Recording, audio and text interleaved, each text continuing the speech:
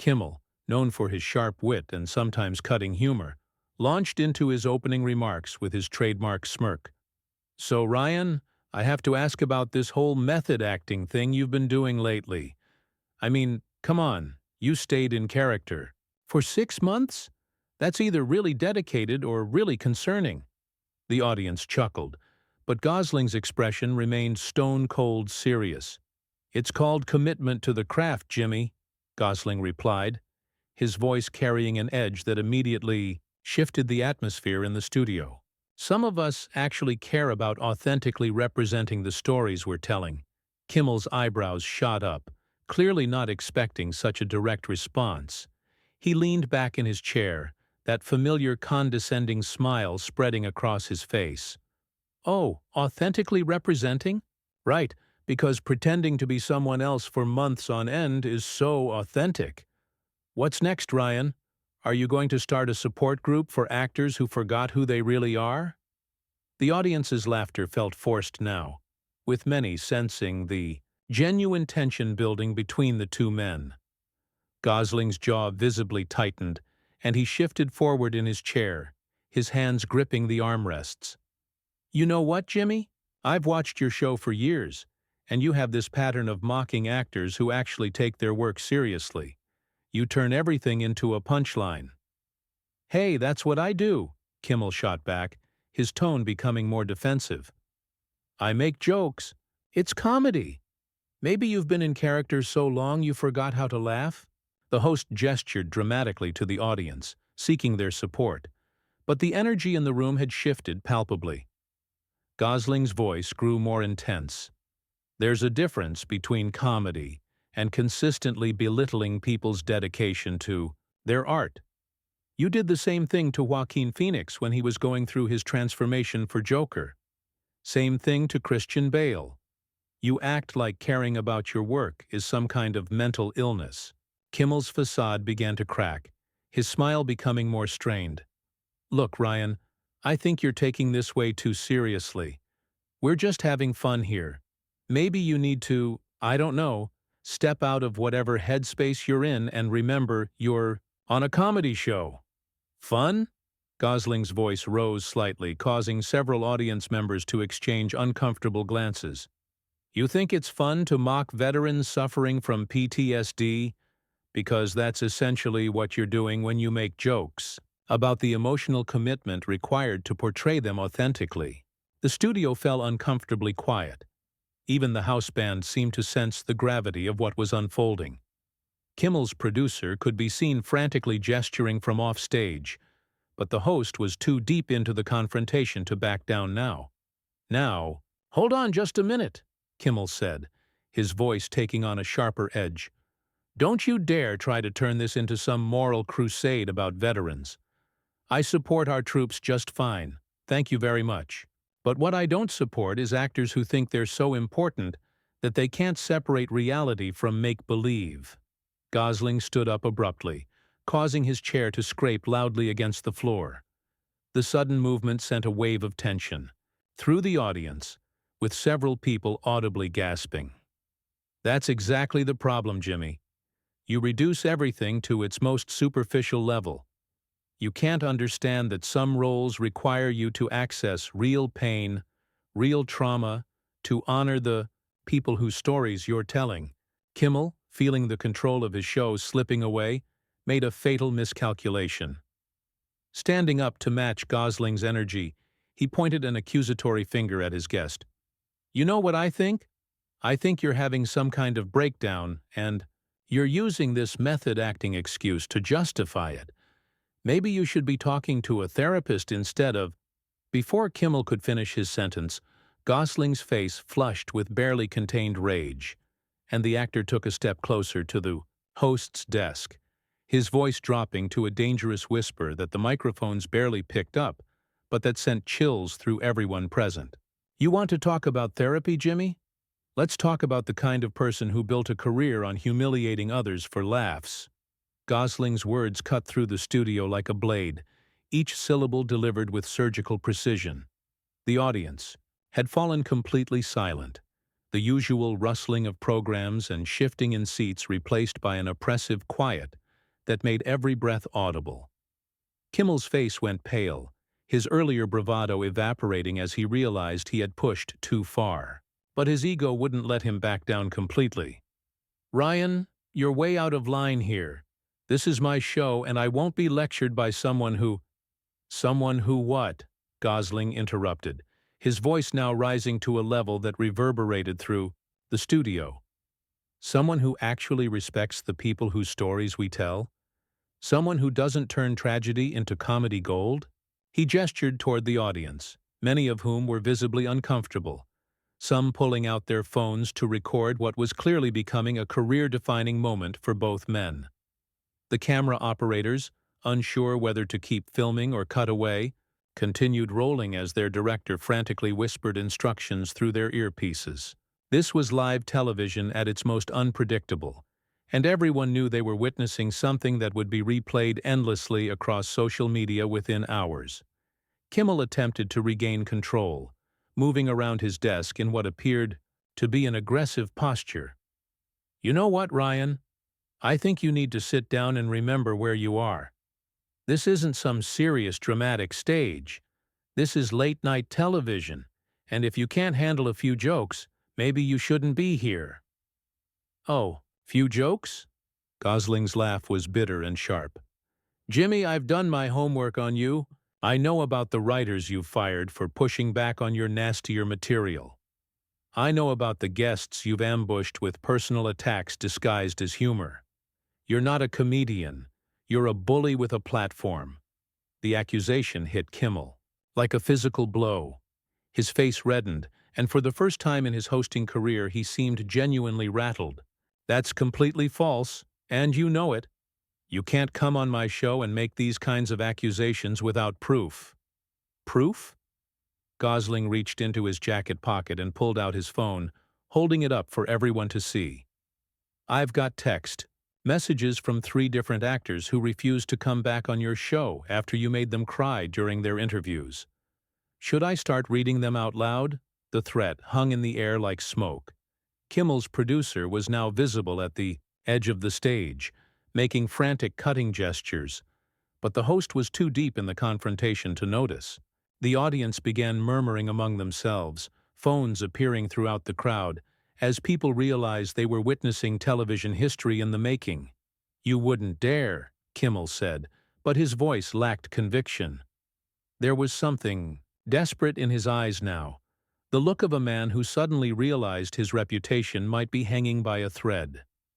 Gosling's thumb hovered over his phone screen. "Try me, Jimmy. You want to keep making this about my mental health? Let's talk about yours. Let's talk about what kind of person needs to tear others down to feel powerful." The actor's voice had grown dangerously quiet again, forcing everyone in the studio to strain to hear him. "Security!" Kimmel suddenly shouted, his composure finally cracking completely. "Get him out of here! This interview is over!" But Gosling wasn't finished. As 2 security guards began approaching from the wings, he turned to face the audience directly, his voice carrying clearly throughout the studio. "Ladies and gentlemen, this is what happens when you call out a bully. They can't handle being held accountable for their actions." The security guards hesitated, clearly uncomfortable with physically removing one of Hollywood's most respected actors on live television. The audience was now fully engaged, some standing. To get a better view, others recording every moment on their phones. The energy in the room had shifted from uncomfortable tension to electric anticipation of what would happen next. Kimmel, seeing his security guard's reluctance, stepped forward himself, his face twisted with fury. "You think you're some kind of hero here, Ryan? You think exposing whatever twisted version of reality you've created in your head makes you righteous?" His voice cracked with desperation, the carefully constructed persona of the charming late-night host completely shattered. Gosling slowly turned back to face Kimmel, his expression now calm but deadly serious. "I think standing up to someone who spent years tearing people down makes me human. Something you seem to have forgotten how to be." He gestured toward the cameras. "Do you realize how many people are watching this right now? How many of your victims are finally seeing someone Call you out publicly? Victims? Kimmel's laugh was shrill and manic. You're delusional. I've made people laugh for 20 years. I've given careers to writers, comedians, musicians. You're trying to destroy me because you can't take a joke. A joke? Gosling's voice rose to match Kimmel's intensity. When Sarah Michelle Gellar left your show in tears after you mocked her personal struggles with anxiety, was that a joke? When you made fun of Brendan Fraser's weight gain while he was dealing with chronic pain from doing his own stunts, was that comedy? Each example hit like a hammer blow, and Kimmel visibly flinched with each accusation. The audience gasped audibly at the mention of specific incidents, many of which had been rumored but never confirmed publicly. Several people in the front rows could be seen nodding, as if remembering those uncomfortable moments they'd witnessed over the years. Kimmel's producer finally managed to get close enough to whisper urgently in his ear, but the host pushed him away aggressively. "Don't you dare tell me how to handle this," he screamed at his own staff member, causing the man to stumble backward in shock.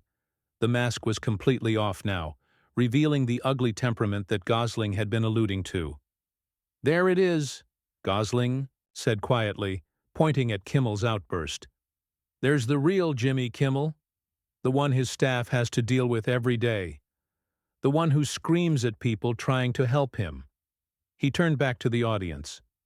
"How many of you have worked in environments like this, where someone with power treats everyone around them like garbage?"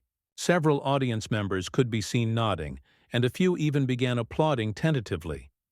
The momentum in the room was shifting entirely away from Kimmel, and everyone could feel it. The host's eyes darted around the studio, realizing he was losing control of his own show, his own audience, his own narrative. "Stop it," Kimmel shouted, his voice breaking. "Just stop it. You don't know what you're talking about. You don't know the pressure I'm under, the expectations, the—" He caught himself mid-sentence, realizing he was confirming everything Gosling had been saying about his behavior behind the scenes. Gosling seized the moment. "The pressure? Jimmy, everyone in this industry deals with pressure. The difference is, most of us don't take it out on everyone around us. Most of us don't build our success on making others feel small." He paused, letting the words sink in. "And most of us don't call security when someone finally has the courage to tell us the truth." The security guards, who had been standing awkwardly to the side during this exchange, looked to their boss for direction. But Kimmel seemed frozen, staring at Gosling with a mixture of hatred and something that might have been recognition of his own behavior. The studio had become a powder keg, with the audience now openly murmuring their agreement with Gosling's statements. Phones were held high throughout the crowd, live streaming the confrontation to thousands of viewers who were already beginning to share clips across social media platforms. The hashtag #KimmelExposed was trending within minutes of the confrontation beginning. Suddenly, Kimmel made one final desperate attempt to regain control. He lunged toward Gosling, not physically but verbally, with the kind of personal attack that had made him infamous among industry insiders. "You want to talk about truth, Ryan? Let's talk about your truth. Everyone in Hollywood knows about your issues.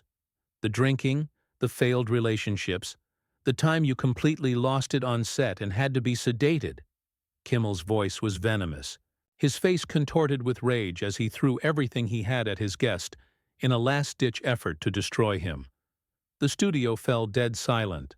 Even the cameras seemed to pause as everyone waited to see how Gosling would respond to such a vicious personal attack. For a moment it looked like Kimmel might have succeeded in breaking the actor's composure.